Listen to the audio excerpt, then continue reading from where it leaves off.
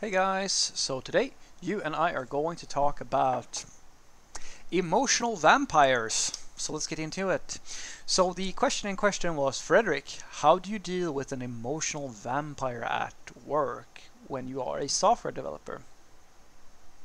Well, I'm gonna guess that what you mean by an emotional vampire is an individual who sucks the energy out of you, or someone who I like to call them attention horse, or the perpetual victim, the person who they feed off of the sympathy of other people, and they want attention quite a lot because it makes them feel fulfilled, and they will do anything to make you. It's not narcissism per se, but it's an individual that feeds off of. The attention and sympathy of other people. Let's just call it that. That's what I'm gonna guess this is about. And I've dealt with a lot of these people during my, well, most of my life. And I'll give you I can only give you the tips that works very well for me. And I've been doing this for many years now. So I hope that this will be useful to you. So the first thing you need to do is you need to identify what the fix is for this person. So just as any addict, because they are in many cases an addict, that's what this is about. It's dopamine that's triggering in their head, and they need it at all costs. You need to figure out what the fix is. It can be many things. It can be their horrible relationship, how bad they are at coding. It can be that they were treated poorly as a child, like anything. Like, you just need to figure out what is the thing, like what is that they want from you. Do they want you to feel sorry for them? Do they want someone who listens? What is the fix? What do they want? That's number one. And the second thing is that you need to not give them that.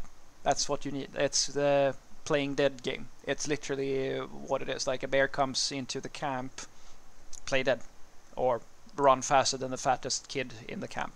Pick your poison there. But in this case, you should. It actually works the same way, because this will end with one single thing happen, and it always happens the same way. Either, like, they're gonna get bored with you, because if they can't get their fix from you, they will find someone where they can get that fix.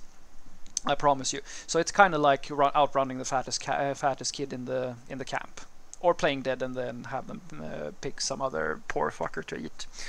And then I would say that the easiest way to actually to achieve this is to, and this is also very nice about being in a place of work, because you have to remember something about an emotional vampire. They can't feed off you if you don't let them. You have to let them. They have no, that's the whole part of it. It's guilting. They are guilting you into feeling sorry for them or being engaged with them. And if you don't let that happen, they can't do shit. They can't force you to do this. So if you're in that situation where they're perpetually trying to engage you to set up their little session where, like, they're trying to feed off of you, you can come up with your own method. One method that I think works really well is the time restriction. You can always because you can always come with the argument, I'm very sorry, especially at work, I really need to fix this thing, so we're gonna have to talk later. I'm sorry, I don't have time. It's the best excuse ever, and they can never do anything about it. The worst thing that can happen is that they will throw a tantrum, and because they're not getting their fix. That's the one thing I would say that you need to kind of watch out for. Some of them will just move over to somebody else that is more susceptible to the guilting and the strategy, and some of them will actually, like, act out. If that happens, that's a whole different story. If you find that they are actually acting out or causing problems and so forth, you should definitely move this up to a management level. You should talk to your boss about this, because then they're actually causing a real problem. Usually things can stay very civilized and simple, because remember, you're not dealing with a bad person. You're dealing with somebody who has a problem. They have emotional needs that they need fulfilled, and they can't figure it out in any other way than feeding off somebody else. So as long as it's at that level, they will usually just move to somebody else until that poor person either gets drained or gets because that's the thing. It continues until they drain somebody, and then they move on to the next person usually. Or I'm guessing that some of you have probably met people like this. So what I want you to take away from this is that if you're dealing with an emotional vampire, in other words, somebody who is always looking for sympathy, always looking for a like a shoulder to cry on or something like that, you should first and foremost identify what the fix is. What is it that they want? What is because there's something they are looking for in the interaction with you. Once you know what they want, don't give it to them, because it's the only that's the only way. You can only stop giving them this, and it's very easy to do that. You simply have to be strong enough emotionally to know that you're not being a bad person for not engaging this individual about all of these problems, because the thing is, there's always going to be a problem. It's never going to end ever until they start fixing things by themselves. I do truly believe that you should help people in need, but there's a difference between helping somebody who is in need, who really needs your help. If that's the case, I believe, and I want to count myself as one of those people, I will always try to help out.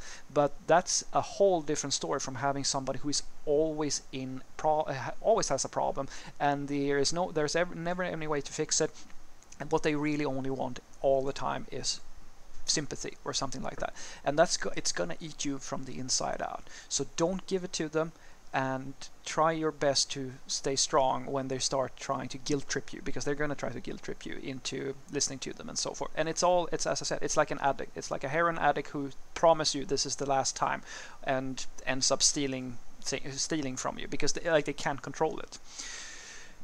Good tip to use is time restraints. There's no way they can get around it, and as long as you can always opt out of an initial conversation that is going to lead down that route that you know they want you to go down, by saying that sorry, I need to keep on working, or I don't have time, or something came up, etc., etc. And the only thing they can ever do is to kick up some drama. If that happens, make sure that they still respect you as an individual and everything is stay civil. Then they can do whatever they want. They're going to find somebody else. But if they throw a tantrum or start causing problems, you need to go to your boss immediately. This is extra important if it's two different genders we're dealing with here. You don't want to find yourself in a situation where one of the tantrums, doesn't matter if you're a man or a woman, leads to you getting fired because of sexual harassment or some other thing like that. So if you see things going in a bad direction, you need to step it up and actually report this person. Have a great day.